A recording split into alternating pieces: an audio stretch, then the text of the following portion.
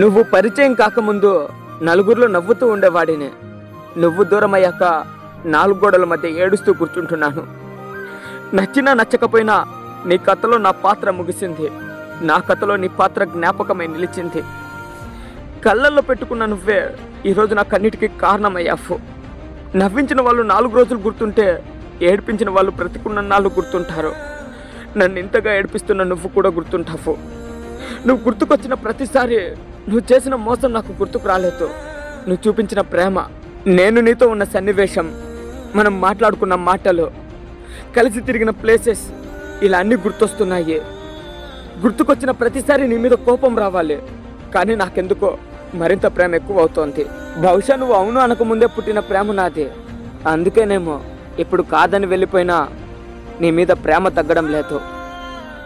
ప్రేమలో ఉన్నప్పుడు నువ్వు నాకే కావాలి అనుకున్నాను. ఇప్పుడు నువ్వెక్కడున్నా బాగుండాలి అనుకుంటున్నాను. నాకే కావాలి అనుకోవడంలో స్వార్థం ఉండొచ్చు. నువ్వు బాగుండాలి అనుకోవడంలో మాత్రం నా ప్రేమే ఉంది. నా జీవితంలో మర్చిపోలేని బంధం ఏదైనా ఉంది అంటే అది మా అమ్మ తర్వాత నువ్వే.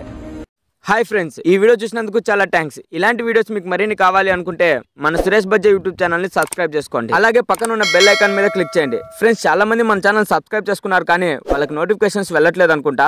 ఒకసారి మీరు బెల్ ఐకాన్ యాక్టివేట్లో ఉంచుకున్నారో లేదో చెక్ చేసుకోండి. Thank you friends.